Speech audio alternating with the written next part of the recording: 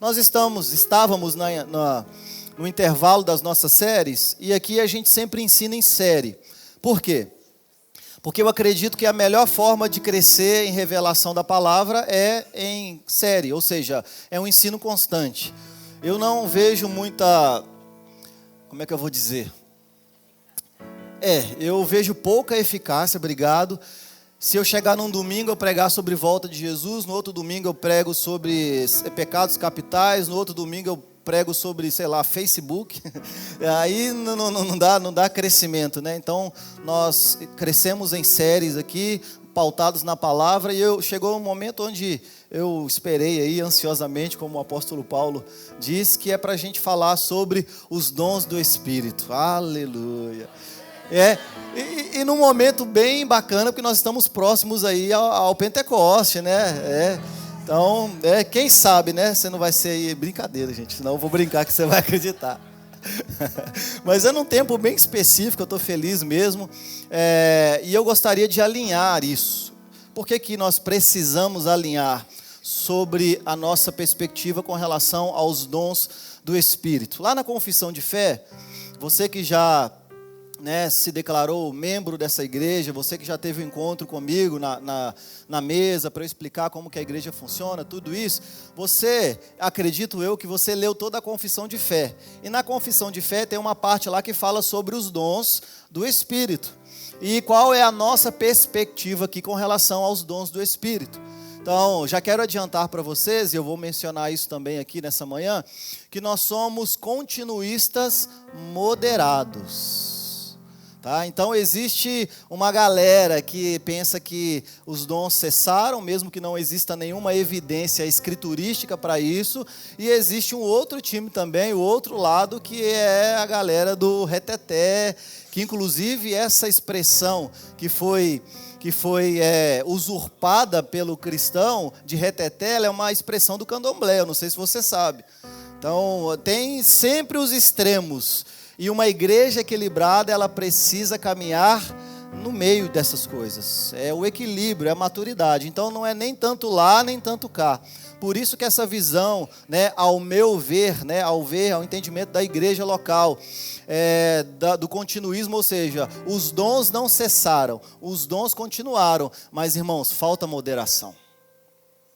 E é nessa linha que nós vamos caminhar nessa noite, amém? Então essa série, Dons do Espírito, olha eu gostei dessa arte, ficou bem bacana, né? Mais uma vez aí o varão Joabe aí, fazendo aí o seu trabalho, glória a Deus por isso. Então nós vamos começar falando sobre a natureza dos dons do Espírito. Então eu preciso, primeiramente, começar a falar sobre essa relevância à igreja contemporânea. Porque parece que nós continuamos com uma falta de entendimento a respeito dos dons, e dons do Espírito que são concedidos à igreja, eles são fundamentais para o amadurecimento da igreja. Então pode faltar amadurecimento num lugar onde só há manifestação exacerbada dos dons. Paulo chega na igreja aos Coríntios, que está manifestando todos os dons, ao ponto de que ele precisa organizar. O que ele fala? Vocês são imaturos, porque vocês não conhecem o dom maior, que é o amor. Então a questão não é simplesmente ter a manifestação dos dons, mas saber usufruir, administrar da forma correta, porque isso também faz toda a diferença. Então existe um debate, como eu disse, entre o cessacionismo e o continuismo na tradição reformada, que é a teologia que nós partimos daqui. Esse púlpito ele sempre vai trazer uma teologia a partir da reforma protestante. Então, como eu já disse, nós entendemos que a visão continuista moderada é a melhor visão com relação aos dons. Por quê? Porque ela não compromete as escrituras sagradas, mas ela também não faz cessar o poder do Espírito. Porque o Espírito, ele continua o mesmo, assim como Jesus continua o mesmo, assim como o Pai continua o mesmo. Mas nós temos um limite, que é a palavra de Deus. O problema é quando isso sai das Escrituras e se torna, então, algo que nem é pautado nas Escrituras, então isso se torna um problema, mas a gente vai caminhando. São alguns domingos, né? Quantos domingos serão essa série? Eu não sei. Então aí a gente vai vendo aí o quanto precisar. Dessa vez eu me dei essa liberdade de não definir exatamente quantos domingos serão, mas serão alguns em nome de Jesus. Então, lá em Efésios, capítulo 4, verso 7... Acompanha comigo, por favor, Efésios capítulo 4, verso 7. Quando que os dons eles foram concedidos aos homens? A gente precisa entender, porque tem gente que pensa que eles foram concedidos em Atos 2 e não foram. Os dons, eles foram concedidos, segundo o que Paulo está nos ensinando aqui no capítulo 4, versículo 7. O que está escrito? E a graça foi concedida a cada um de nós. Obviamente que está falando a respeito dos que nasceram de novo. A carta à igreja que estava na cidade de Éfeso. Então, quando não se tem uma carta endereçada a uma pessoa específica na Bíblia, quer dizer que aquilo está falando para um contexto geral da igreja. A igreja que está na cidade de Éfeso. E Paulo está dizendo o seguinte, olha, e a graça foi concedida a cada um de nós, segundo a proporção do dom de Cristo. Por isso diz, quando ele subiu às alturas, levou cativo o cativeiro e concedeu dons aos homens. Curve sua cabeça, vamos orar nessa manhã. Pai, em nome de Jesus, eu confirmo a oração da nossa irmã, que orou aqui há instantes atrás. Eu peço que o teu Espírito possa fazer cessar as distrações do nosso coração. Nós levamos a nossa mente cativa à obediência a Cristo nesse momento, para que nós possamos ser, de fato, acrescentados, amadurecidos nesse assunto que é tão relevante para a igreja do hoje também, assim como foi da igreja primitiva. Eu peço em nome de Jesus que o Senhor possa iluminar os olhos do entendimento dos nossos irmãos, para que eles possam compreender qual é a tua vontade para a nossa vida no hoje. Nós queremos entender aquilo que o Senhor fez, porque nós sabemos que o Senhor continua fazendo a mesma coisa e nós queremos viver de acordo com a tua vontade, Pai. Em nome de Jesus, eu dou uma ordem agora para as nossas almas, que vocês se aquietem agora em nome de Jesus, e que essa semente, a palavra de Deus, que é viva e eficaz, ela possa cair em solo fértil e possa frutificar para a glória de Deus, em nome de Jesus. Irmãos, então nós acabamos de ler aqui Paulo falando que qual foi o momento específico que Deus ele concedeu dons aos homens. E a graça foi concedida a cada um de nós, segundo a proporção do dom em Cristo. Ou seja, o dom de Cristo ele foi concedido em proporção segundo a sua graça. Então, quando nós olhamos para o Cristo, o dom de Cristo é pleno. Às vezes nós olhamos para o Cristo e nós pensamos assim, esse é um nível que jamais será atingido. Quando, na verdade, Jesus ele veio na terra para mostrar o quão é importante sermos humanos da forma espiritual que fomos criados para ser.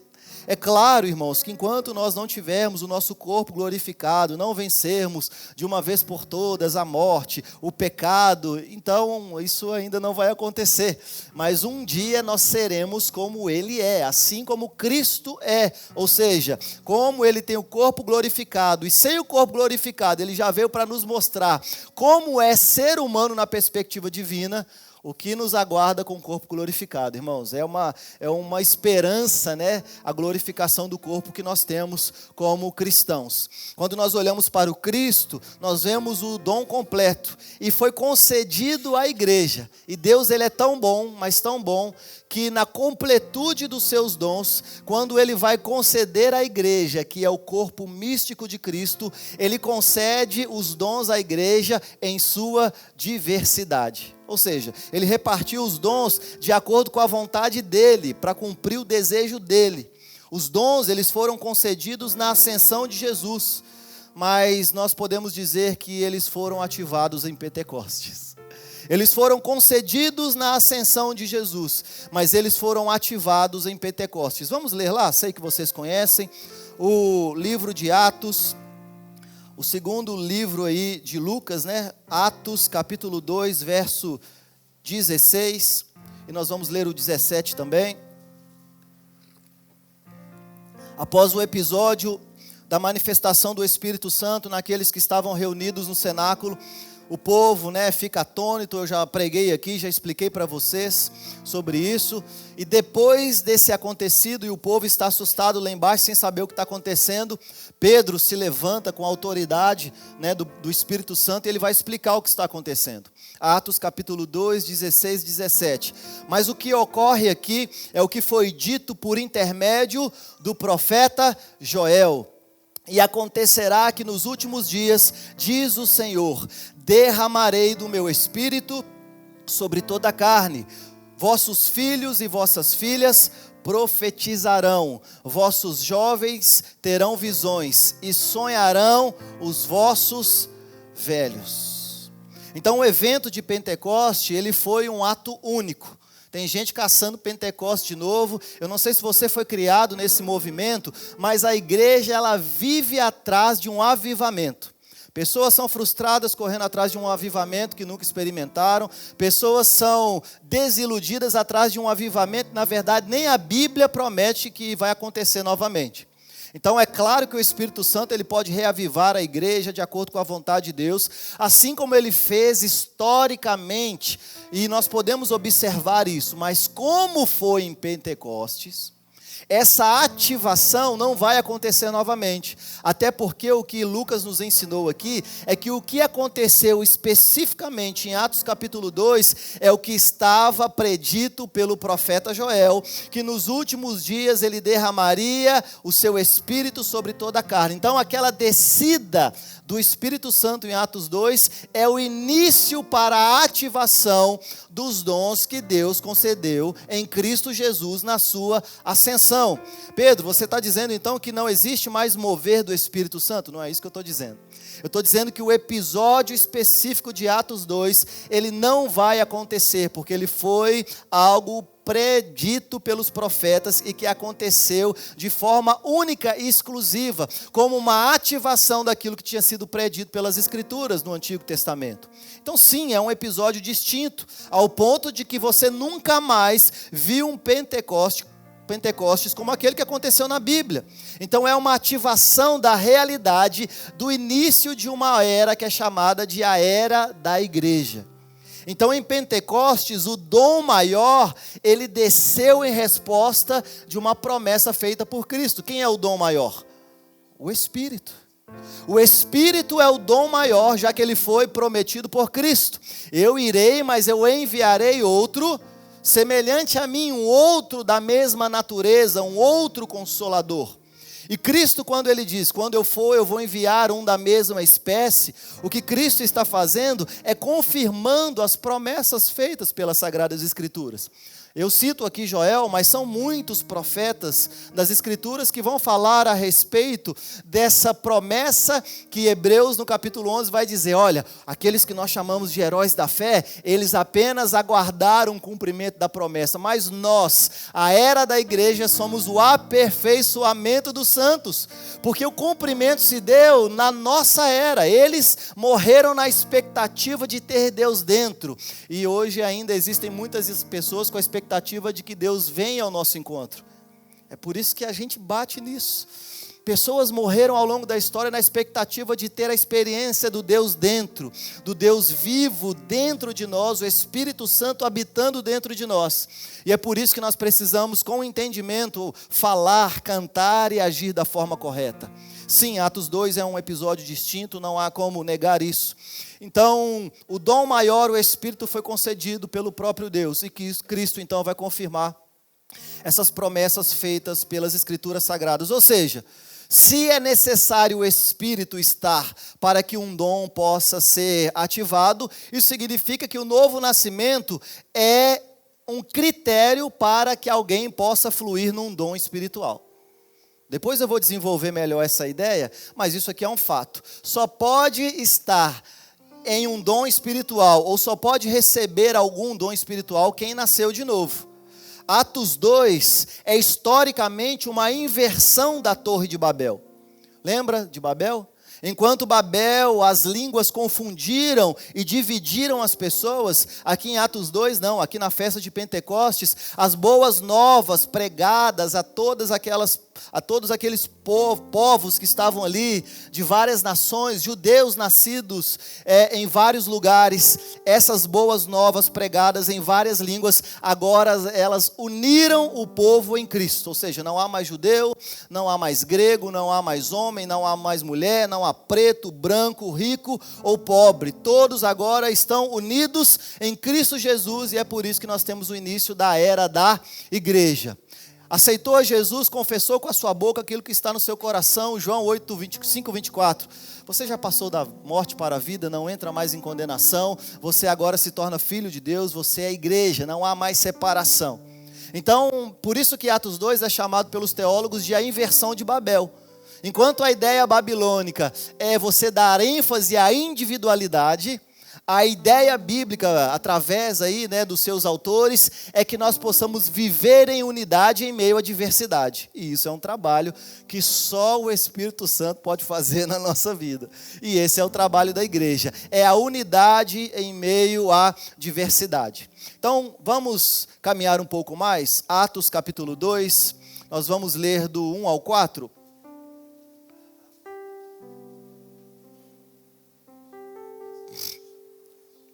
Eu sei que você já conhece, mas vamos ler lá, Atos 2. Justamente o episódio que eu acabei de citar, ao cumprir-se o dia de Pentecostes, estavam todos reunidos no mesmo lugar, e de repente veio do céu um som como de um vento impetuoso, e encheu toda a terra, toda a casa onde estavam assentados. E apareceram distribuídas entre eles línguas como que de fogo, e pousou uma sobre cada um deles. Todos foram cheios do Espírito Santo e passaram a falar em outras línguas, segundo o Espírito lhes concedia que falasse. Mais para frente, nos próximos domingos, eu tenho que trabalhar um pouco na língua original, porque às vezes a pessoa faz exegese no português, e aí dificulta um pouco. Então a gente precisa ir no original para entender sobre essa questão de ser cheio do Espírito Santo, sobre ser ativado pelo Espírito Santo, descida do Espírito Santo. Fica tranquilo que é uma série, então a gente não vai resolver todas as questões em um domingo só. Mas o ponto principal aqui, que nós acabamos de ler, é primeiro, existe uma relação entre Pentecostes e os últimos dias.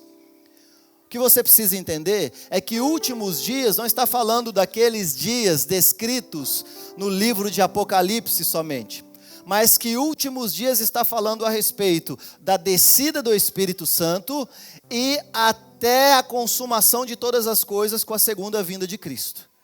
Esse é um período biblicamente e teologicamente chamado de últimos dias. Então, isso é importante você saber. Últimos dias, quando a Bíblia vai falar, não faz menção sobre o futuro, mas é como se você chegasse e falasse assim: cara, nesses últimos dias eu estou bem cansado. Entende? Então não é apontando só para algo na consumação, é algo que aconteceu, está acontecendo e será consumado na segunda vinda de Cristo. Então existe essa relação, essa correlação entre Atos, a festa de Pentecostes e os últimos dias. Então a continuidade entre a igreja apostólica e a igreja contemporânea, ela existe por intermédio do Espírito. Então, por que nós não somos cessacionistas? É porque existe uma ausência bíblica, escriturística, de alguma interrupção, de alguma cessão dos dons. Não existe nenhuma indicação bíblica que os dons cessaram. Então, como eu não sou pastor de intervalo bíblico, eu só prego o que está escrito, então eu vou entender que os dons, eles de fato continuaram. Ou seja, alguns dons, isso aqui é importante vocês saberem também, que isso aqui talvez vai mexer um pouco com você. Mas alguns dons, e na minha visão teológica é assim que funciona, alguns dons, eles, apesar de não sermos cessacionistas, vocês entenderam essa parte? Apesar de não sermos cessacionistas, apesar de sermos continuistas, quando nós olhamos para trás e enxergamos a história, nós vamos ver que existe um padrão bíblico e que parece que esses dons, eles vão desvanecendo ao longo que o tempo passa. Parece que existe um momento específico onde alguns dons, eles são requeridos, mas que com o passar do tempo, eles vão perdendo espaço e finalidade dentro do propósito divino. Eu vou te explicar. No Antigo Testamento, quando nós temos, por exemplo, ali Moisés, uma figura icônica, todo mundo queria estar lá para ver o mar abrindo, nuvem de fumaça, fogo, cordonizes, essa parte eu não queria não, maná caindo do céu. Irmãos, são muitos milagres. Depois Moisés morre, vem Josué, atravessam lá o rio Jordão, derrubam lá Jericó, mata todo mundo. Irmãos, são muitos sinais, muitos prodígios e muitas maravilhas. Deus, ele escolhe alguns homens e a partir da sua relação com esses homens, ele ele escolhe revelar o seu caráter. Por exemplo, Noé. O que Hebreus fala sobre Noé? Que Noé condenou o mundo pelo nível elevado de justiça que ele vivia. Então, quem era Noé?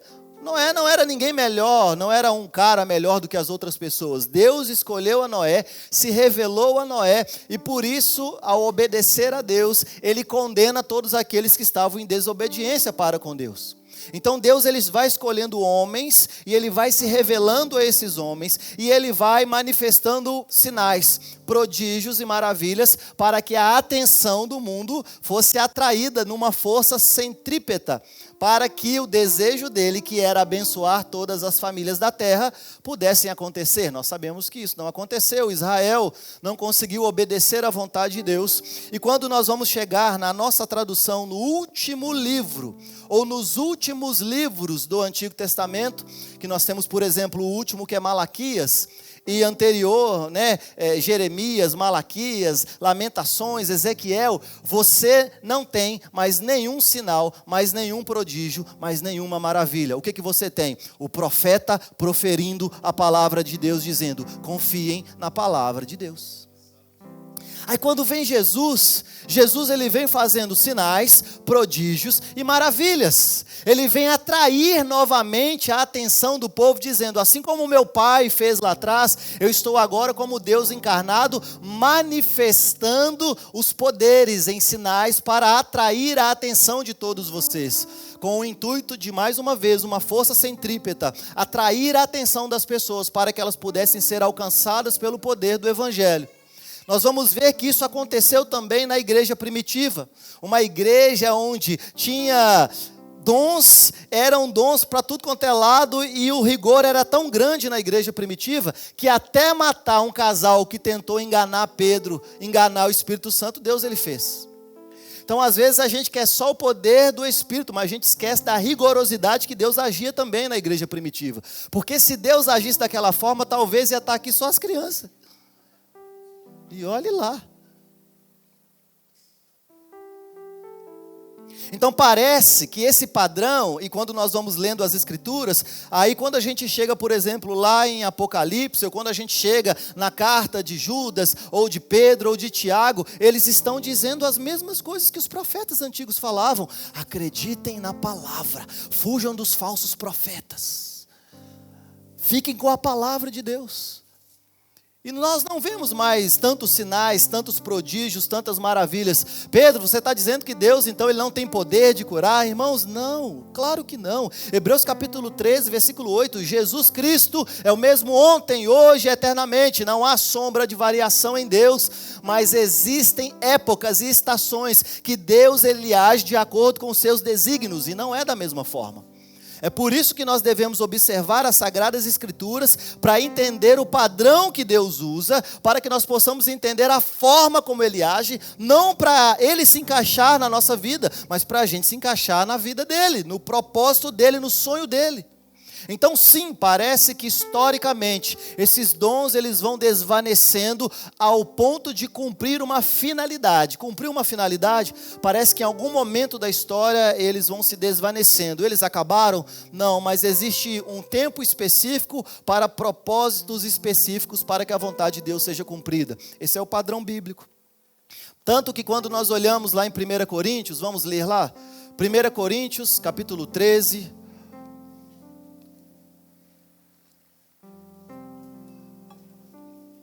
1 Coríntios capítulo 13, do 8 ao 12.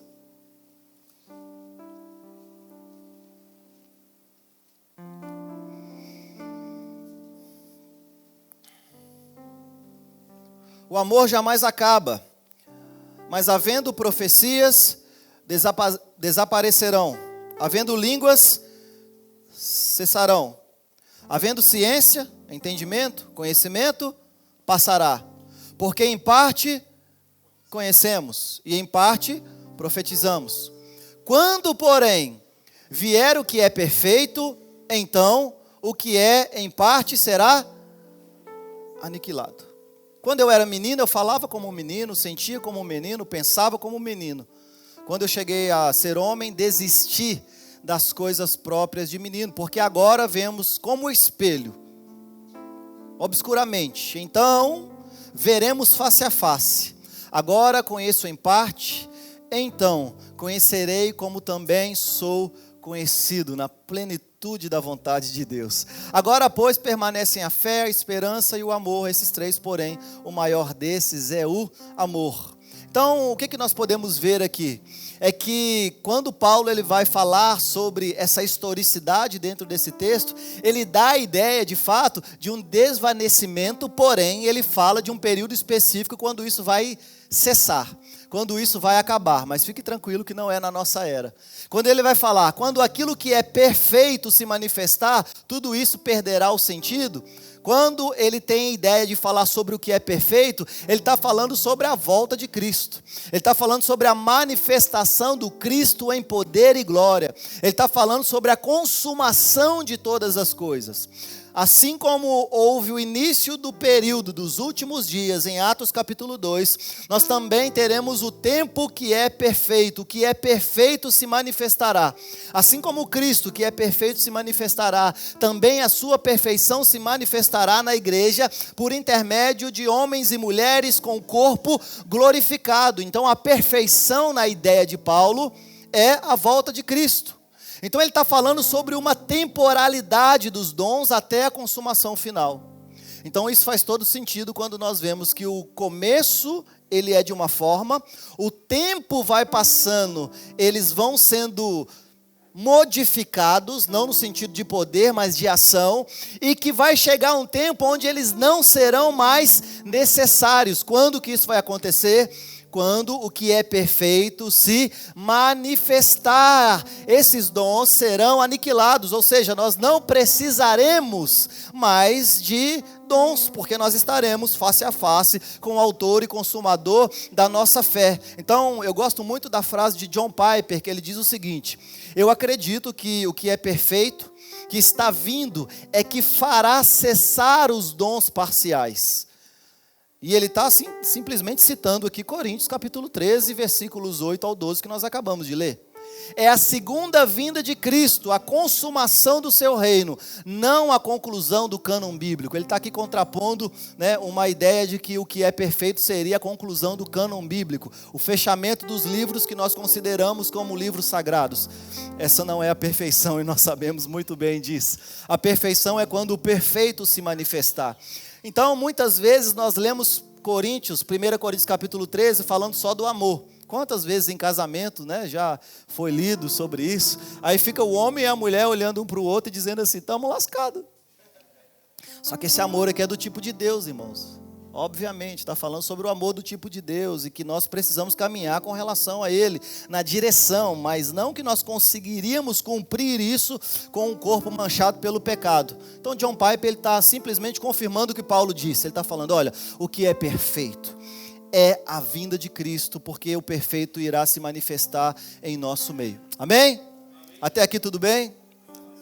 Então, o que são dons espirituais? Porque a gente está falando quando que ele foi concedido aos homens, quando Jesus ascendeu aos céus, e o povo ficou olhando para cima, e os anjos falaram, para de olhar para cima, vai viver a vida de vocês, tradução simultânea do Pedro, vai viver a vida de vocês, o mesmo que subiu é o mesmo que vai descer, não precisa ficar preocupado, vivam a sua vida, preguem o evangelho, e que no tempo certo isso acontecerá. Ele concedeu dons aos homens na sua ascensão, mas essa ativação ela aconteceu em Atos, com a vinda do Espírito Santo, e essa ativação em todos aqueles que receberam o Espírito Santo de Deus. Mas o que são dons espirituais? De forma simples, porque talvez fica muito místico falar sobre dons. Tem gente que confunde dom e talento, tem gente que acha que talento é dom, então nós precisamos também alinhar sobre o que são esses dons espirituais que foram concedidos por Deus. Primeira coisa que eu quero falar, é óbvio que eu não vou chegar até os dons nesse domingo, isso vai ser na caminhada, eu pretendo explicar cada dom, Quem sabe aí no final dessa série a gente não manda até um teste aí para vocês. Você acredita que existe um teste que vocês fazem lá para que vocês possam ser inclinados a entender melhor qual é o dom que vocês exercem? Eu achei bem interessante, na verdade eu lembrei que eu já tinha feito isso no seminário, né? Aí na faculdade também fizeram. É algo bem interessante. Então, quem sabe a gente não pode fazer isso no final dessa série, se você tiver, né, alguma dificuldade em entender aí depois de tudo que vai ser falado aqui, qual é o dom ou qual é a habilidade que Deus concedeu na sua mão. Então, o que é um dom espiritual? É justamente isso. É uma habilidade dada por Cristo por meio do Espírito Santo a partir do novo nascimento. Então tem gente que fica procurando dons naquilo que não tem, sendo que na verdade dons que você recebeu quando nasceu de novo e é uma habilidade que Deus já te deu. Então, ao recebermos o dom do Espírito Santo, o dom maior, né, o próprio Espírito, nós recebemos juntamente com ele os seus dons. E o dom do Espírito, ele é dado por excelência, como nós já lemos aqui. E juntamente com ele nós recebemos os demais dons, ou seja, as demais habilidades. Então, o dom espiritual é uma capacidade concedida pelo Espírito Santo para realizar algum ministério. Vou repetir. O dom espiritual é a capacidade concedida pelo Espírito Santo para realizar algum ministério. E quando eu falo ministério, talvez a sua cabeça religiosa pensa que eu estou falando sobre o que nós definimos sobre o que é ministério. Eu não estou falando sobre o que nós definimos do que é ministério, né? Porque às vezes a pessoa chega com a roupa colorida na igreja e fala assim, eu quero abrir o ministério da moda. Né? A pessoa traz um pet para a igreja e fala, eu quero o culto pet. Ah, isso aí já existe, eu não posso falar aqui. Não, irmãos, a gente tem que saber o que a Bíblia fala sobre o que é ministério. E essa palavra ministério vem de ministro, que fala sobre servo, sobre escravo. Então, quando nós falamos sobre uma capacidade sobrenatural concedida pelo Espírito para realizar algum ministério, a gente está falando de um serviço.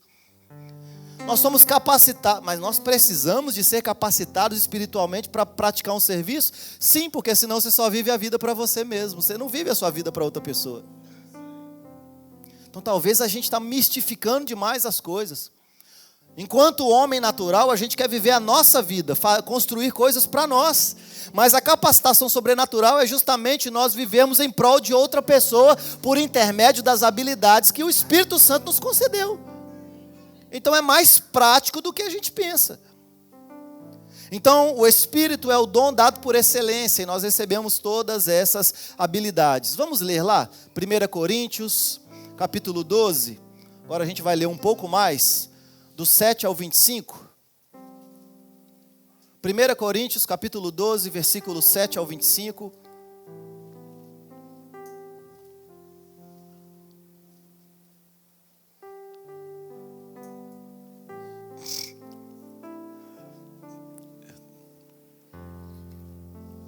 Estou lembrando de um negócio que estou rindo, depois eu conto para vocês, porque eu não quero perder aqui o fio da meada.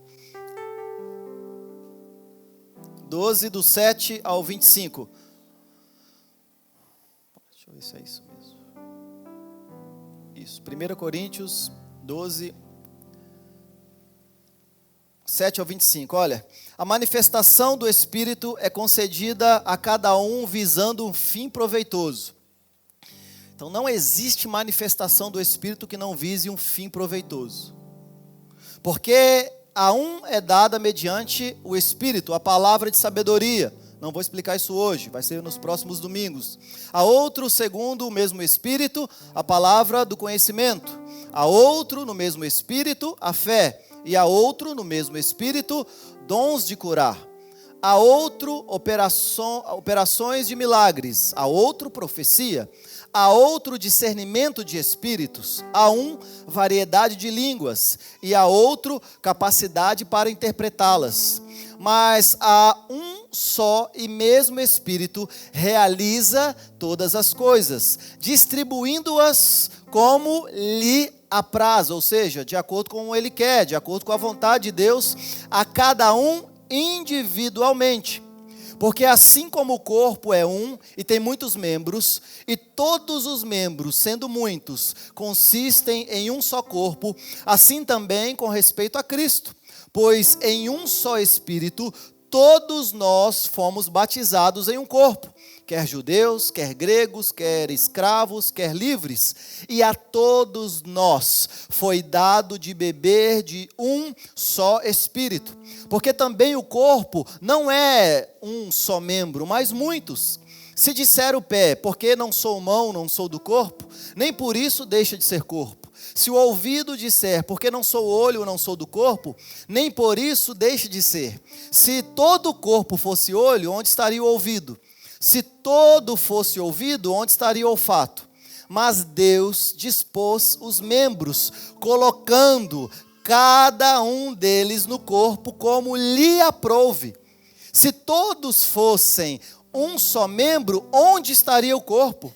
O certo é que há muitos membros, mas um só corpo. Então é unidade na diversidade. Não podem os olhos dizer à mão, não precisamos de ti, nem ainda um cabeça aos pés, não preciso de você. Pelo contrário, os membros do corpo que parecem ser mais fracos são necessários. E os que nos parecem menos dignos no corpo, a estes damos muito maior honra. Também os que em nós não são decorosos, revestimos de especial honra. Mas os nossos membros nobres não têm necessidade disso. Contudo, Deus coordenou o corpo, concedendo muito mais honra àquilo que menos tinha, para que não haja divisão no corpo. Pelo contrário, cooperem os membros com igual cuidado em favor uns dos outros. Então aqui é essa analogia que eu gosto muito que Paulo faz sobre a igreja ser o corpo de Cristo. Então essa falácia aí, eu sou a igreja, ela não existe biblicamente falando. Ah, é porque eu sou igreja lá na minha casa. Você não é igreja na sua casa. Você é um membro do corpo. Para ser a manifestação pública, visível da igreja, é necessário haver coletividade. Então nós, unidos em Cristo, em meio à diversidade, nós somos a igreja visível, local, aqui neste lugar. Mas existe a igreja espalhada pelos 4 cantos dessa terra. E Paulo, quando ele vai dizer que a igreja é o corpo, ele vai dizer que o corpo ele é sim constituído de muitos membros. E como vocês perceberam, é o mesmo contexto dos dons. Ele está falando sobre os dons e ele vai usar a analogia do corpo e ele vai falar, nós somos interdependentes. Nós estamos ligados à videira verdadeira, a Cristo. Então ele está dizendo que o corpo, juntamente com seus membros, eles devem trabalhar harmoniosamente para um objetivo comum. Qual que é o objetivo aqui que Paulo disse? A unidade do corpo. O objetivo de sermos membros de um só corpo e de recebermos habilidades sobrenaturais pelo Espírito, que é o dom maior, é única e exclusivamente começar pela unidade do corpo. Porque todos os outros desdobramentos que acontecem a partir dos dons, eles não podem se manifestar se não houver unidade. É por isso que o Espírito se manifestou em Atos 2, porque Jesus ele tinha dito, permanecei unânimes, unidos. Então todos estavam em obediência à uniformidade da vontade de Deus. Então nós precisamos trabalhar harmoniosamente para um objetivo comum do corpo. Então, assim como os membros da igreja são muitos diferentes, e bota diferente nisso. Pensa num lugar onde, irmão, é por isso que eu não posso fazer 3, 4 mesas num dia só, porque me dá pane na cabeça. Dá pane, dá lag, que eu fico assim, gente, mas esse aqui quem que é? Daqui a pouco eu vou ter que começar a anotar o nome, a fisionomia. Às vezes dá um lag na cabeça. Por quê? Porque é muito diferente. os nossos problemas são diferentes. As nossas qualidades são diferentes. Aquilo que é ruim em nós, apesar de ser comum entre o ser humano, mas cada um ele potencializa uma parte que o outro não potencializa. Ou seja, tudo aquilo que existe no nosso meio, seja de bom ou seja de ruim, apesar de acontecer na coletividade, é muito diferente. Porque os membros da igreja, eles são diferentes. E da mesma forma, nós somos munidos com dons diferentes, com habilidades distintas, a fim de que trabalhemos harmoniosamente para a unidade do corpo e seus desdobramentos. Então, o que é um dom espiritual? É uma ferramenta à disposição dos ministérios da igreja.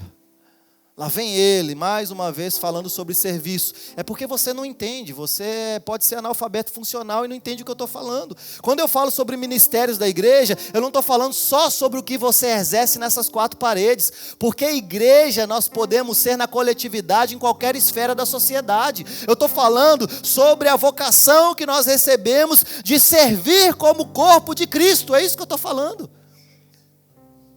Onde você estiver, como membro e como igreja, nós recebemos como igreja, mas nós podemos também transpor isso por intermédio de uma ação, por exemplo, como membro, assim como nós temos aqui ensino, comunhão, influência, influenciar as esferas da sociedade que nós estamos inseridos. Então os dons são ferramentas à disposição, isso não quer dizer que todos usam da forma correta, dos ministérios da igreja. E os ministérios da igreja, como eu disse no domingo passado, fomos convocados por Jesus a servir. Só que existe uma inutilidade em fazer alguma coisa para Deus, obrigado. Então você não precisa fazer se você não quiser. E quando se fala sobre os dons, é a mesma coisa. Nós recebemos os dons como ferramentas, mas eu posso usar ou posso não usar.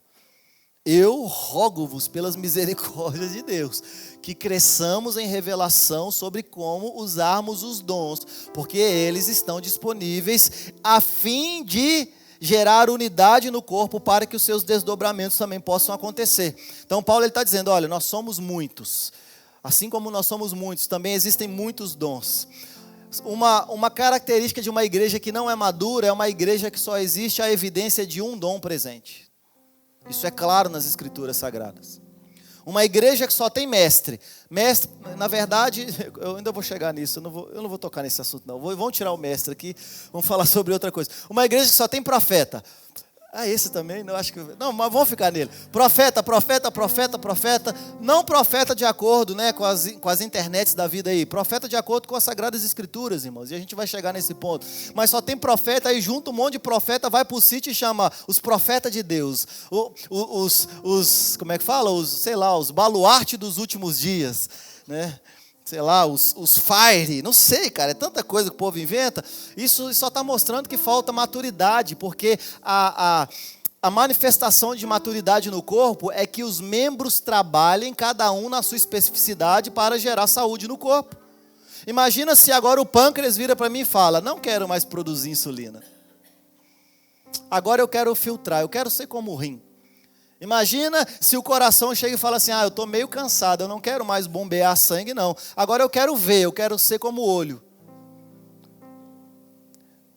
Então a maturidade, para que haja unidade e assim saúde no corpo, ela exige de nós que todos os membros trabalhem harmoniosamente, como eu disse aqui, com o fim proveitoso de gerar vida no corpo. 1 Coríntios, agora um pouco antes, capítulo 12, do 1 ao 11, 1 Coríntios, quero ler o texto antes do que a gente acabou de ler agora. Olha o que já acontecia na época de Paulo, parece que não é uma novidade. A respeito dos dons espirituais, não quero, irmãos, que sejais ignorantes. Então a falta de conhecimento sobre os dons não é algo moderno. A falta de entendimento sobre os dons é algo já da igreja primitiva. Paulo está dizendo, a respeito dos dons, não quero, irmãos, que sejais ignorantes. Sabeis que outrora, quando éreis gentios, deixava conduzir-vos por ídolos mudos, segundo éreis guiados. Por isso, vos faço compreender que ninguém que fala pelo Espírito de Deus afirma anátema Jesus. Por outro lado, ninguém pode dizer Senhor Jesus, senão pelo Espírito Santo. O povo entendeu esse texto aqui errado e começou a ver se a pessoa era nascida de novo ou não, se ele dissesse, confessasse que Jesus veio em carne, né? Mas não é sobre isso que o texto está dizendo. Ora, os dons são diversos, mas o Espírito é o e também há diversidade nos serviços, mas o Senhor é o mesmo. E há diversidade nas realizações, mas o mesmo Deus é quem opera tudo, em todos.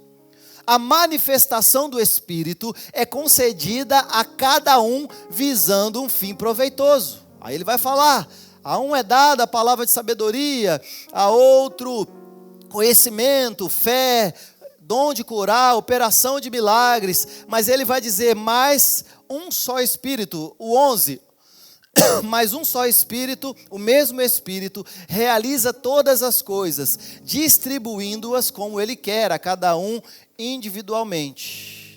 Então, o que Paulo está construindo aqui é a ideia da necessidade de entendermos como que os dons funcionam.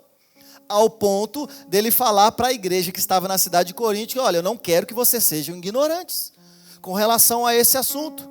Da mesma forma, o que eu quero é que nós possamos crescer em entendimento sobre os dons, para que isso seja prático, irmãos. Chega daquilo que é só transcendental, chega daquilo que é transcendente. A gente precisa de uma realidade imanente, algo que é prático nas nossas vidas, algo que a gente consiga levantar dessa cadeira e praticar na segunda-feira. Porque senão fica muito no subjetivo. Essa é a minha fé, eu creio. O Tiago fala, cadê as suas obras? Cadê os frutos, a evidência disso? Então, o que Paulo está tratando aqui no capítulo 12, primeiro, existe uma diversidade dos dons no Novo Testamento. Isso é um fato. E essa distribuição, ela é soberana, de acordo com a vontade de Deus pelo Espírito. Então, existe presença dos dons entre os cristãos, e inclusive não apostólicos, que isso é algo muito bom.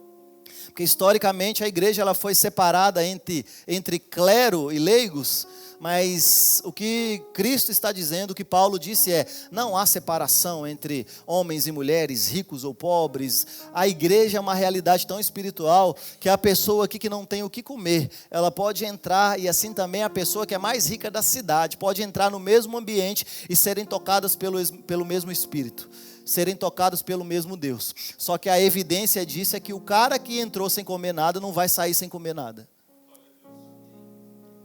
A gente precisa ser prático, porque senão fica muito no subjetivo. Eu creio, tá, deixa eu ver o que a gente está fazendo então.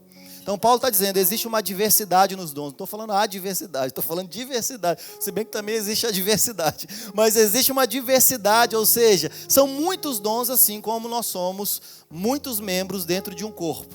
Um teólogo chamado Sam Storms, ele diz o seguinte, olha, deixe-me começar com a presença sólida, certamente difundida e inteiramente positiva de todos os dons espirituais por todo o Novo Testamento. Nós estamos lendo o Novo Testamento, nós vamos enxergar isso em todo o Novo Testamento. Os problemas que surgiram na igreja de Corinto não se deram por causa dos dons, mas por causa da imaturidade dos irmãos.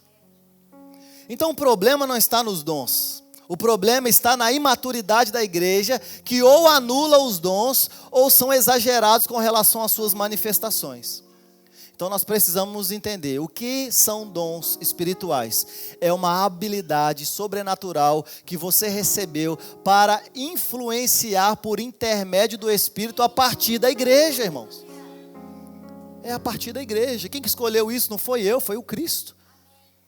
Foi Ele, que inclusive eu estudando a etimologia da palavra eclésia, foi descoberto que eclésia não é chamados para fora, mas que eclésia significa chamados juntos para fora.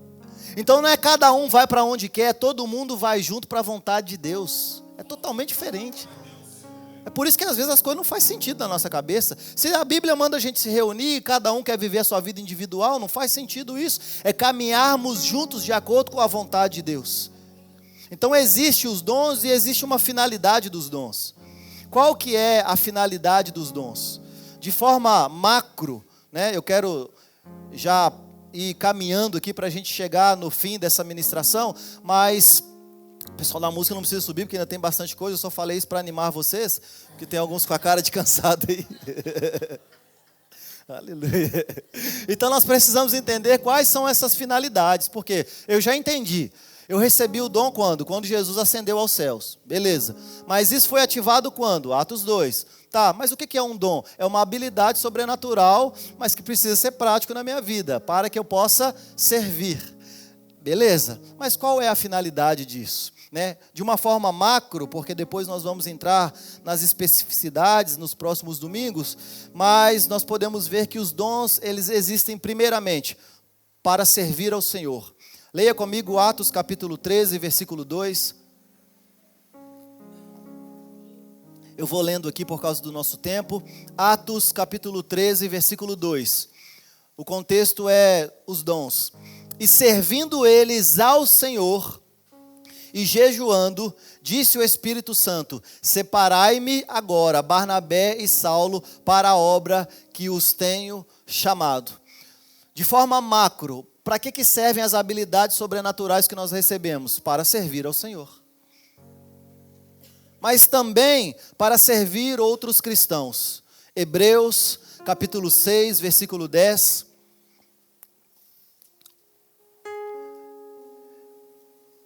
Hebreus 6,10 diz assim: porque Deus não é injusto para ficar esquecido do vosso trabalho, aleluia, e do amor que evidenciastes para com o seu nome, pois servistes e ainda servis aos santos. Algumas traduções dizem aos seus irmãos.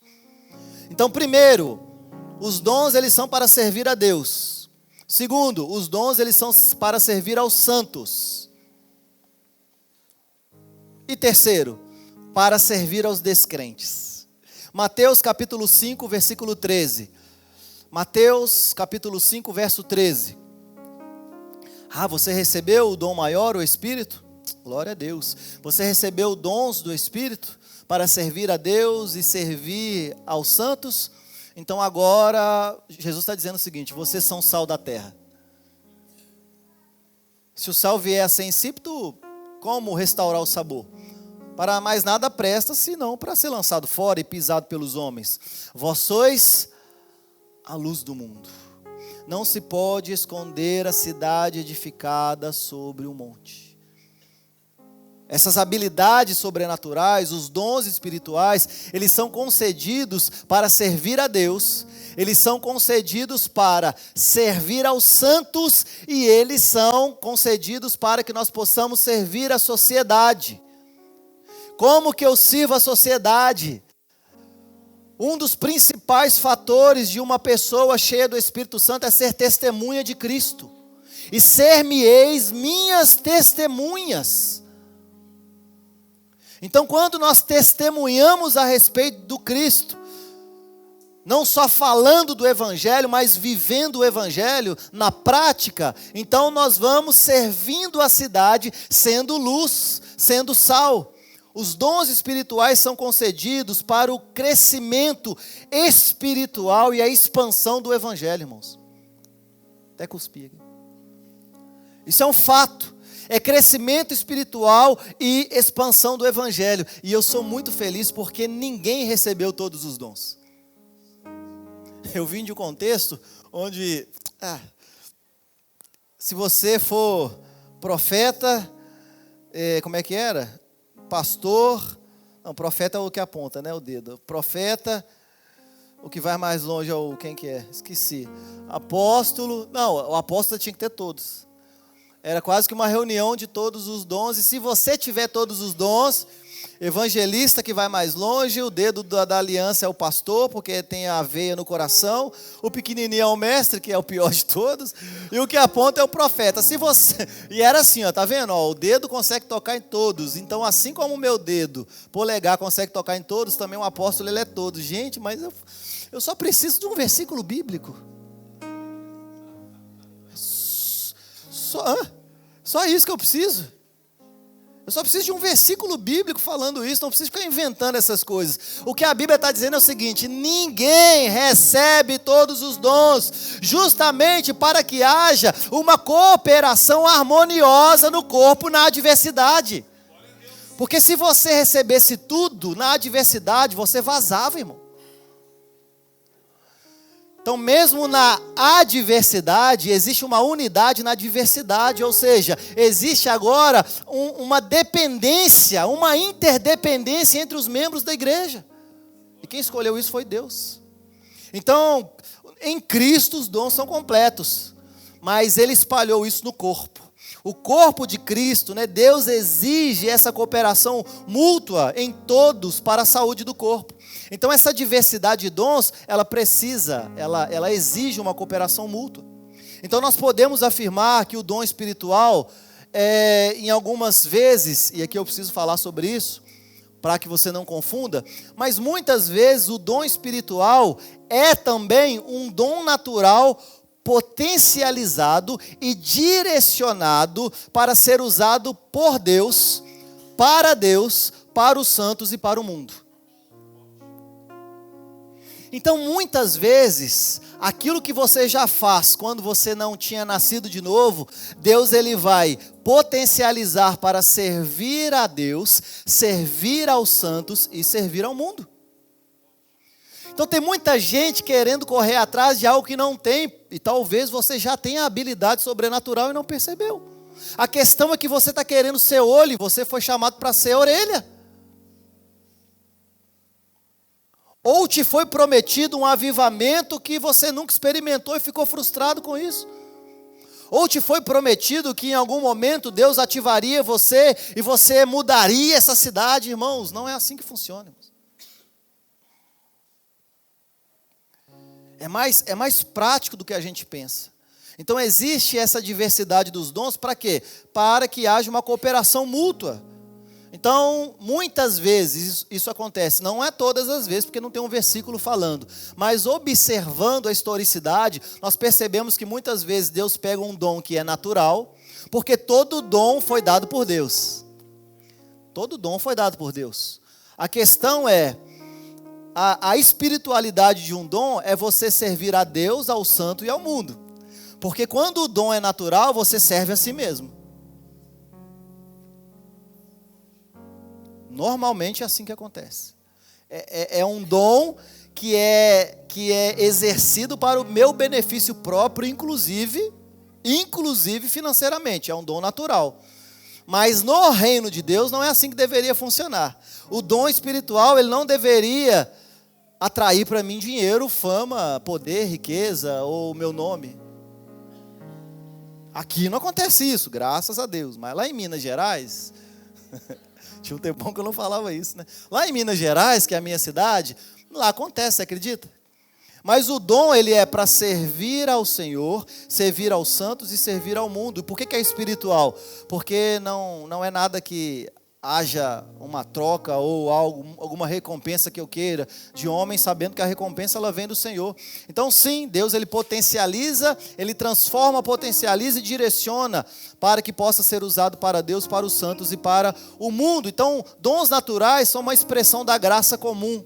Todos recebem dons, é a graça comum. Então, são esses talentos naturais que o ser humano tem, que podem ser, sim, potencializados e direcionados para a glória de Deus, para a edificação da igreja e para o bem do mundo. Nós precisamos entender isso. E quais são os resultados dos dons bem administrados dentro da igreja? Porque aqui a gente falou sobre quais são as finalidades do dom. Você serve ao Senhor, vamos repetir comigo, por favor? Serve ao Senhor. Espera aí, rapidinho. Deixa eu tossir aqui. Qual é a finalidade dos dons? Primeiro, serve ao Senhor. Segundo, serve os cristãos. Vamos falar santo que fica mais bonito, né? 2, serve aos santos. Terceiro, serve os descrentes. Então, de novo, primeiro, o Senhor serve ao Senhor, serve aos santos e serve aos descrentes. Essa é a finalidade de um dom espiritual. Tem alguém exercendo o dom e ele está ficando rico com isso? É um péssimo mordomo dos dons. ele vai ser cobrado. O dom é para serviço, irmãos. Tanto que uma das maiores evidências que o dom é para outro é que se você tem um dom de cura, por exemplo, você não coloca a mão na sua cabeça e se cura. Já percebeu isso? Não tem isso. Eu me curo agora. Ou você precisa de alguém que chega na sua cabeça e fala, toma, está curado. Ou não vai acontecer, irmãos. É um serviço mútuo. É uma interdependência. Então nós servimos ao Senhor, aos cristãos e aos descrentes. Ok, essa é a finalidade. Mas quais são os resultados dentro de uma igreja? Sem cachê, obviamente, né? Depois eu passo meu Pix. Misericórdia. A gente vai, quando chegar em profeta, eu vou. Fica tranquilo. Estou guardando. Aleluia. Estou com a língua coçando, mas não vou falar. Não, para. Você tá me. Perdoa ela, Senhor. Ela não sabe o que faz. Ai, ai. Vão me ligar essa semana.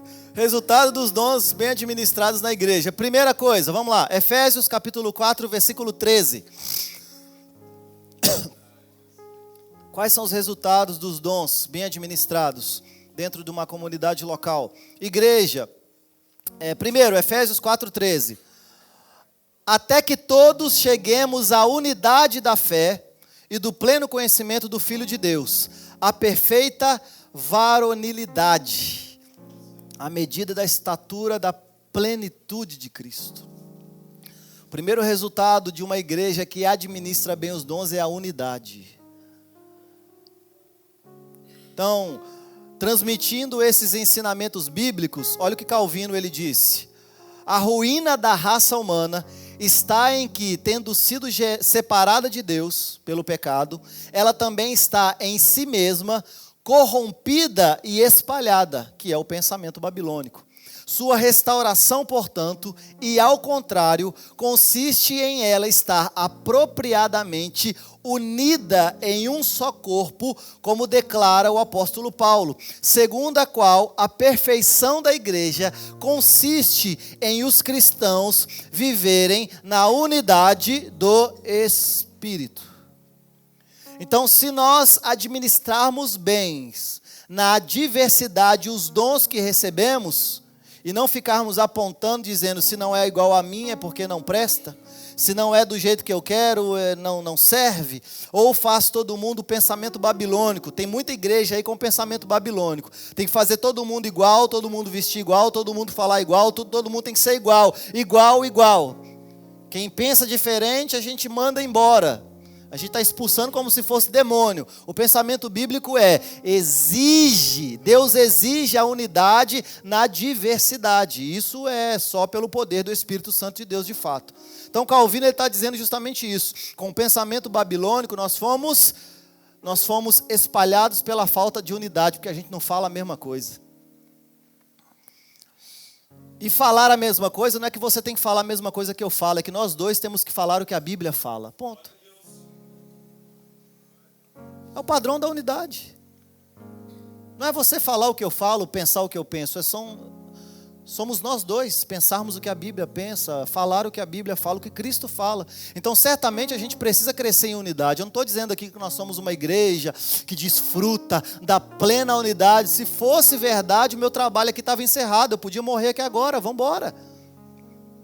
Mas o que Paulo está dizendo é justamente isso, olha, até que cheguemos à unidade da fé, do pleno conhecimento do Filho de Deus, da perfeita varonilidade, à medida da estatura. Um dos trabalhos da igreja é que todos cheguemos à mesma estatura de fé, irmãos. Então ninguém aqui chegou em lugar nenhum, está todo mundo na caminhada, todo mundo, né? Não sei que está chato falar isso, mas todo mundo no processo. Põe aí no seu Facebook, aí, estou no processo. Não existe mais Facebook, não existe? Não sei. Existe, mas ninguém usa. Só pessoas com mais de 60 anos. Que cita. Preconceito, né? Desculpa. Mas, irmãos, nós jamais alcançaremos a unidade, né? Até que o nosso corpo seja incorruptível. Então, é uma tensão que nós vivemos. é uma tensão, porque a gente está caminhando nas nossas imperfeições, e nós sabemos que a plenitude disso vai ser quando os dons cessarem, que é a manifestação daquilo que é perfeito. Então, quando o nosso corpo se revestir daquilo que é incorruptível, aí nós alcançaremos a plena unidade. O que isso significa? Essa igreja, enquanto visível, enquanto local, ela nunca vai ser perfeita. Então, abaixa o seu nível de expectativa, irmãos. A minha casa não é perfeita, o meu trabalho não é perfeito, a cidade não é perfeita, ninguém é perfeito. Eu quero uma igreja perfeita. Baixa a bola. Essa perfeição, ela só vai acontecer quando aquilo que é perfeito se manifestar, irmãos. Não tem como. Mas isso não quer dizer que não deva haver unidade. Não é a plenitude da unidade, mas nós estamos caminhando em unidade. Por quê? Porque nós estamos unidos no mesmo Espírito, não é só um Espírito. É um só Espírito, um só Deus, um só batismo. É isso. Segundo, se nós temos uma evidência aí, unidade, o segundo é, mesmo texto, Efésios capítulo 4, versículo 13, até que todos cheguemos à unidade da fé e do pleno conhecimento do Filho de Deus, a perfeita varonilidade. Essa palavra aqui, varonilidade, ela é para distinguir um homem de um menino. Então é por isso que a ideia de Paulo aqui é falar sobre a unidade e falar que aqueles que administram bem os dons espirituais, eles evidenciam maturidade no corpo de Cristo. Quando eu era menino, a gente já leu aqui, eu ajo como um menino. Agora, quando eu sou adulto, eu preciso agir como um adulto. É uma forma de identificar uma boa administração dos dons, é justamente a forma como nós agimos. Porque a forma como nós agimos corresponde com a nossa maturidade. E cada estação exige um nível de maturidade. Nós nascemos de novo, Paulo vai falar, filhinhos, mas exige um processo de santificação. E agora nós não podemos mais estar no leite espiritual. Mas a gente precisa caminhar e chegar no arroz com feijão. E quem sabe aí, não chegar naquela feijoada que você sai daqui e fica uns 3 dias só arrotando ela, assim, falando assim, cara... Então, uma forma de identificar, estamos administrando bem os dons, e quando eu falo sobre estamos administrando bem os dons, eu não estou falando sobre uma administração eclesiástica, eu estou falando, você está administrando bem o que Deus te deu? É isso que eu estou falando. Porque se você não consegue viver em unidade, primeiro ponto, não está administrando bem. Se não há maturidade sendo gerada, e aqui maturidade estou falando espiritual, então não está administrando bem. Não é uma administração eclesiástica, como o pastor está fazendo, como os diáconos da igreja estão fazendo, é sobre isso, é sobre todos nós, já que somos membros do mesmo corpo.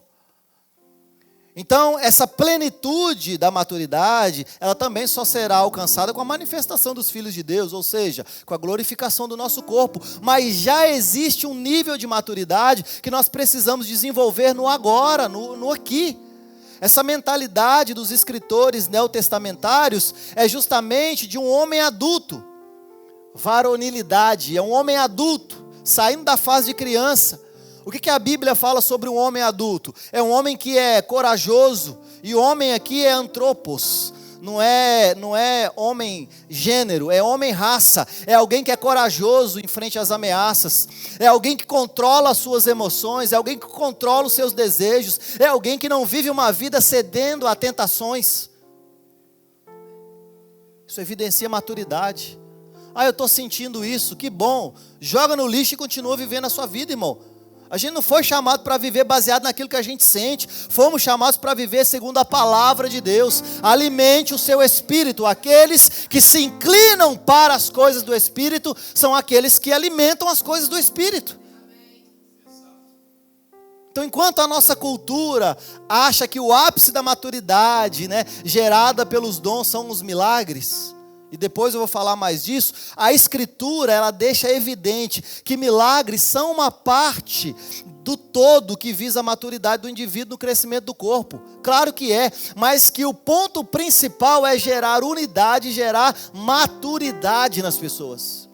Nossa, caí no poder de Deus, levantou e está devendo na praça, você é infantil.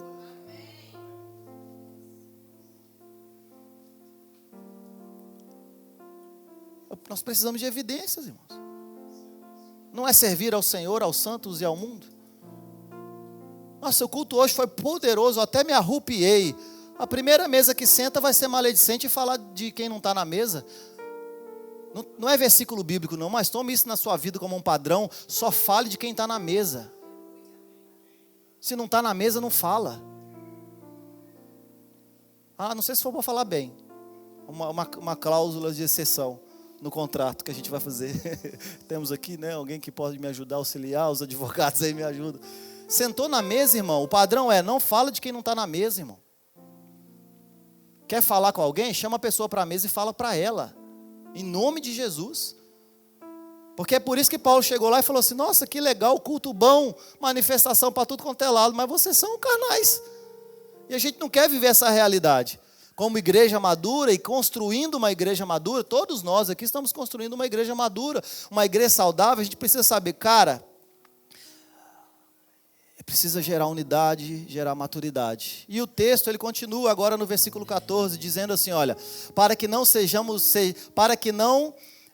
mais sejamos como meninos agitados de um lado para o outro, levados por qualquer vento de doutrina, pela artimanha dos homens, que pela astúcia induzem ao erro. A artimanha aqui não é de Satanás, a artimanha aqui são de homens. Nós vamos chegar nesse ponto. Falsos profetas, falsos mestres, que induzem ao erro deliberadamente para benefício próprio. Agora, quando nós administramos bem os dons, o que isso vai gerar em nós? Estabilidade. E Paulo intencionalmente ele vai usar a criança aqui para contrastar com o que ele falou lá em cima da varonilidade. Palavras muito difíceis de ficar falando, né? Mas varonilidade, ele vai aqui contrastar aqui sobre criança e adulto. Por quê? Porque se eu for maduro, eu sou estável, mas se eu for criança, eu sou instável.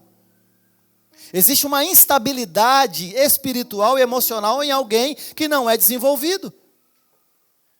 E essa instabilidade, ela gera susceptibilidade a qualquer tipo de falso ensino.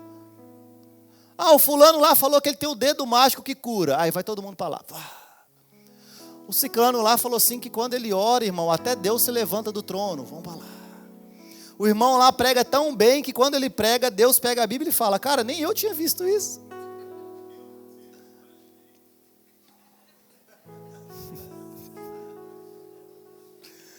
E fica todo mundo,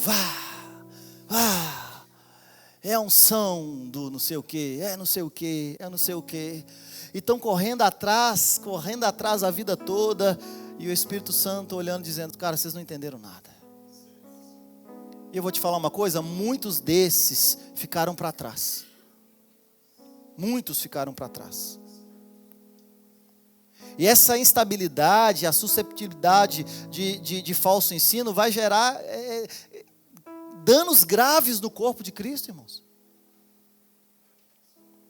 Pessoas que um dia querem se tornar como mártires, no outro dia ele não quer nem ouvir as escrituras sagradas. Num dia é 8, no outro dia é 80, é tudo ou nada. É uma vida estável. E isso revela claramente uma vida de má administração dos dons concedidos por Deus. Uma hora quer tudo, numa hora não quer nada. Uma hora que, nossa, eu vou viver por Cristo. Na outra hora tem vergonha de falar que é cristão.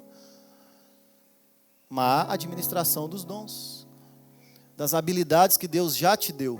Presta atenção, Deus ele não vai te dar uma habilidade, Ele já te deu uma habilidade, já que você foi inserido no corpo de Cristo. Isso já é algo que está disponível. O que você precisa é entender qual é a sua responsabilidade como um membro dentro do corpo. Qual é a minha função? O que eu tenho que fazer? E quarto.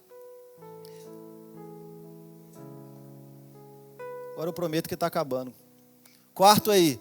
Efésios 4, 15 e 16.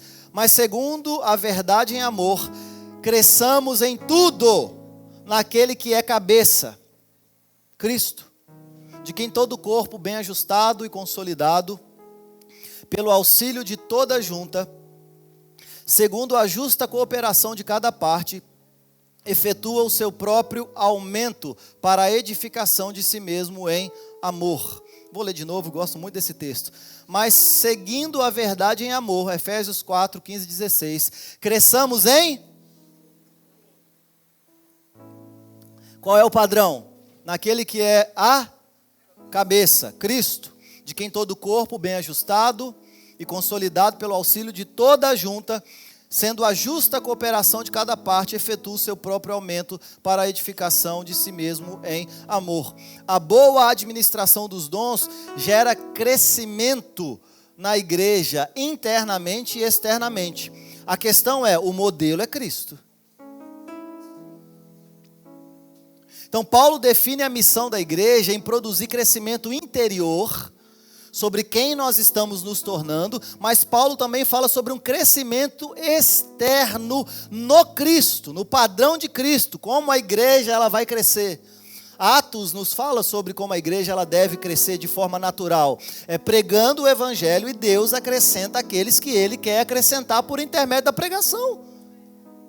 Então não é um modelo, não é faça isso para que aconteça aquilo, faça isso para que aconteça aquilo, não. Nós pregamos o evangelho acreditando que o evangelho é o poder de Deus para a salvação de todo aquele que crê, e Cristo vai atraindo os seus de acordo com o seu beneplácito, de acordo com o seu propósito, de acordo com a sua vontade. Então a ideia de Paulo em todo esse contexto do capítulo 12, inclusive lá no versículo 12, é de edificação, na ideia de uma construção de uma casa. Primeiro você constrói o alicerce, mas depois você vai ter evidências externas que aquela casa está sendo construída. Então isso parece significar que a unidade do Espírito, ela deve fazer o Cristo crescer em nós, mas também faz o Cristo crescer através de nós. Então é por isso que eu vou falar com você. Já que nós estamos unidos em Cristo, já que nós somos um com Ele, a santificação, que é esse resultado natural das coisas, gera um crescimento interno em todos nós. Desenvolvemos a nossa salvação, somos santificados. A galera aí da escola teológica, falamos sobre santificação na terça-feira. Santificação que é a desconstrução da forma errada que nós aprendemos a ser humano por causa do pecado. É um crescimento interno. É uma transformação. Então, se nós fizermos um esforço, por favor, fiquem comigo aqui, porque a gente está no final da ministração e eu preciso que vocês entendam tudo, até o final. Não quero distração agora, em nome de Jesus. Então, a santificação é esse resultado natural de alguém que administra bem os dons. Mas qual que é a nossa parte? Fazer um esforço para conservar e seguirmos a verdade em amor, porque assim nós crescemos. Então é um esforço que é nosso, perseverança. E esse crescimento, ele é tanto interior como exterior. Porque a maturidade, ela vai gerar também número de pessoas que querem viver a mesma coisa que você está vivendo. Então não adianta lutar contra o crescimento natural da igreja. Isso é loucura. Eu acho loucura. E eu estou falando por mim mesmo.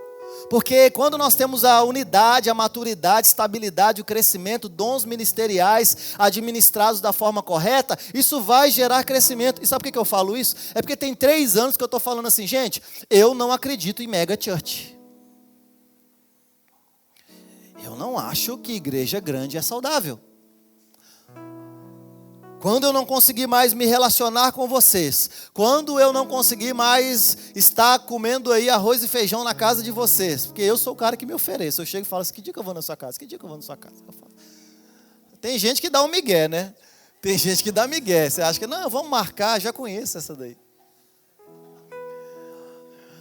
Mas o Espírito Santo tem falado no meu coração assim, olha, quem é você para poder lutar contra o crescimento da igreja? Não adianta você mandar os outros embora pelo evangelho, o evangelho atrai os santos. Não adianta. Então é uma coisa que eu já estou orando e falando assim, Senhor, a igreja não é sua? Então dá um jeito, irmão. Ilumine os nossos olhos. Abra os olhos do nosso coração para que nós possamos entender. Ah, mas isso vai aumentar o trabalho. Mas você é capacitado sobrenatural para servir a Deus, ao próximo e à sociedade. Então não é sobre as nossas habilidades naturais, isso aí qualquer um faz. É por isso que isso é natural, né? Desde que seja o padrão de Cristo. Então nós precisamos dessas evidências no nosso meio, irmãos. Unidade. Unidade não é eu falar a mesma coisa que você, é eu e você falarmos a mesma coisa que Cristo. Isso é unidade. Maturidade. Maturidade não é cronológica. Nós acabamos de passar por uma conferência falando sobre maturidade, né? Tenho certeza que deu uma sacolejada, né, em muitas pessoas assim, talvez alguns ficaram bem assustados, mas eu vou falar só da minha pregação, que eu disse que maturidade não é cronológica. Maturidade é uma decisão. É por isso que Paulo, quando chega na igreja, ele diz: olha, eu queria falar com vocês como se vocês fossem maduros, mas ainda são muito crianças, estão no leite espiritual, porque é uma decisão. Acesso todos nós temos, o Espírito é o mesmo em todos, a palavra é acessível a todos nós. Então a gente não pode reclamar de nada disso. E nós estamos aqui domingo, quinta-feira, sendo aqui edificados de forma mútua. Deus, Ele colocou, né, me colocou como pastor dessa igreja, e graças a Deus eu tenho zelo pela palavra. O que tem sido pregado aqui é a palavra de Deus. Amém? Presta atenção em mim, por favor. O que tem sido pregado aqui, ensinado, é a palavra de Deus. E isso é para gerar o quê? Unidade, maturidade, estabilidade, irmãos. Pelo amor de Deus. Estabilidade. Tá ruim? Estável. Tá bom? Estável. Você sabe quando que você vai ser uma pessoa estável? É quando você tiver a revelação sair da sua cabeça e descer do seu coração que Cristo é o suficiente. Tá ruim? Cristo é o suficiente. Tá bom? Cristo é o suficiente. Eu estou empregado? Cristo é o suficiente. Estou desempregado? Cristo é o suficiente. Estou na fartura? Cristo é o suficiente. Nos primeiros 10 dias do mês todo mundo está na fartura. Chega no final do mês, está todo mundo